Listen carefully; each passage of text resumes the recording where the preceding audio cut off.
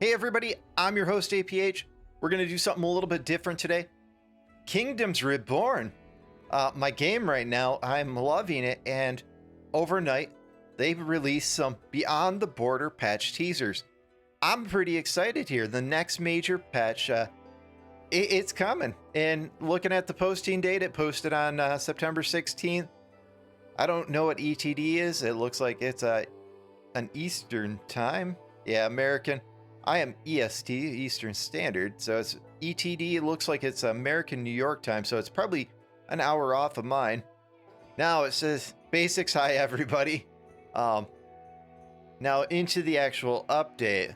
So in the upcoming major update, we want to encourage more diverse play styles and improve late game gameplay.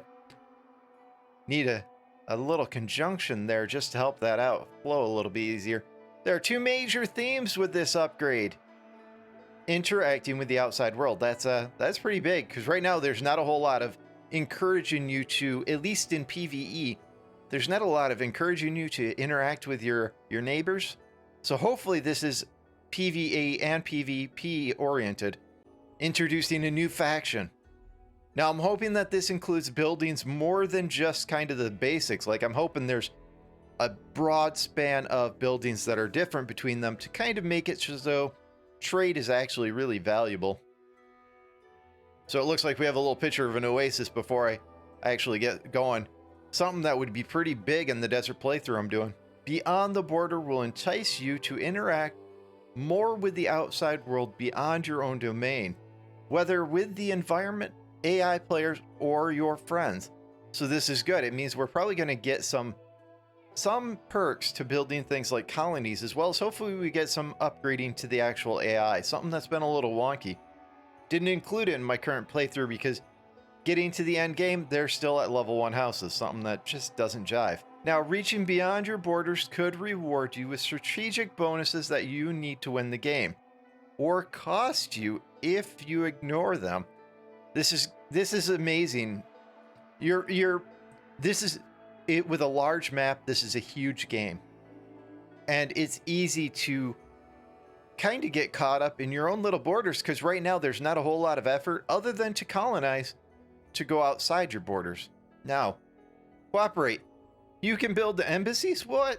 All right, so embassy, zoo, hotel, ancient ruins, and museum. So it looks like you can build on an ally's territory if they like you to gain bonus effects.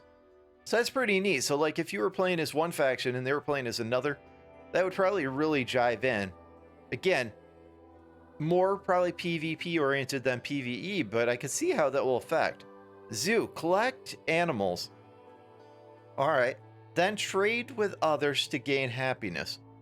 So this means that as we collect animals, maybe the animals from our region, we have to trade with another region to actually get the boost. So maybe in the forest where you start, maybe you start with like deer and bear, but maybe in the desert, maybe you start with things like gazelle and lions. This could be very interesting. Man, a Tundra playthrough. Maybe we'll get penguins with this update. Hotel, generate income. I can see how that works. In tourism, all right. And it increases happiness to your ally. So you gain an income and your ally gains happiness. Very, very interesting on how that works. So it means we're probably going to have to send our tourists, in a single player game over to our allies to actually gain the happiness. So it's probably going to be a mutualistic thing where it's going to encourage actual interaction with the AI. I'm liking that so far. Ancient ruins, boost nearby hotels. Give them kind of a point of interest. Right now, the ancient shrines are just kind of useless, and this would really give them a little bit of flavor.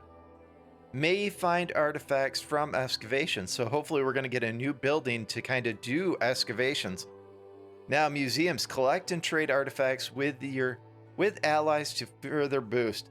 So again, we might have where artifacts are based on the biome. So maybe up in the cold, maybe we get like different artifacts, skeletons from animals from that territory. Maybe we get a Ice Age type artifacts. We move into the desert, maybe we get like dinosaur bones, something cool.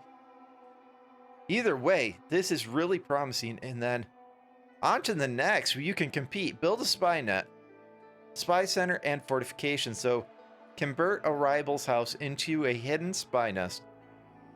Boost your espionage effect. Spy center boosts the actual espionage. So one is actually infiltration, the other one's just building up your actual network. They're kind of going hand in hand there. And fortification, stall rival invasions. So my question here is this an actual stalling an invasion like you're building the actual forts, or is this just dampening the effects of the spies? Next, minor neutral cities, more opportunities to trade, collect tributes, or conquer. Okay, all right, so we might get actual armies in this actual version instead of kind of this wonky turn them into tributes and hope they might, and then not collect anything from them. So far, I'm liking what I'm seeing. Introducing a new faction. Now, looks like it's Arabian inspired, and it incentivizes you to start in the desert, and you faction unique buildings, unique bonuses, unique buildings, and heavily rely. Some of your favorite buildings you heavily rely on will no longer be available to that faction. This is really good. This means there's going to be an actual challenge build on this. Town Hall. That palace looks phenomenal. Market, very, very terracotta sand build. Very much Arabian design.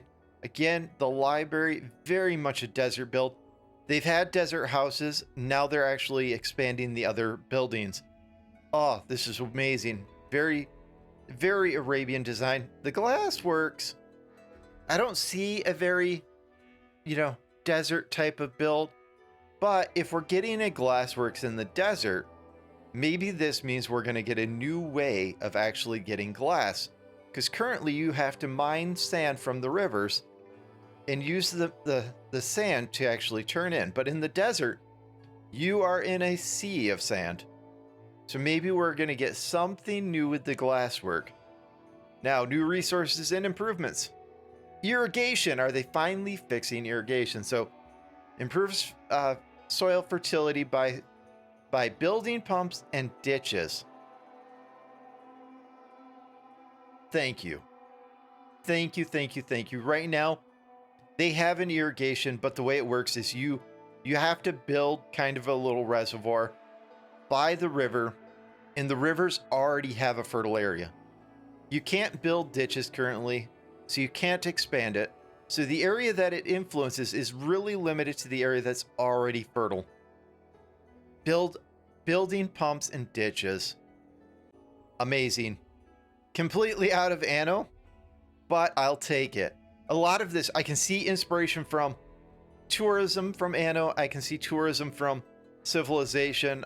We can see some inspiration from definitely, the building, as well as some of the building designs. I think these guys have looked at games like Civilization, like the old Banished game, Anno, and really taken some of those things out of it to make it their own and really draw some of the best things of those aspects, as well as a card game. Now, I have played some card-based games before, and I never cared for them, but so far I'm liking the card system.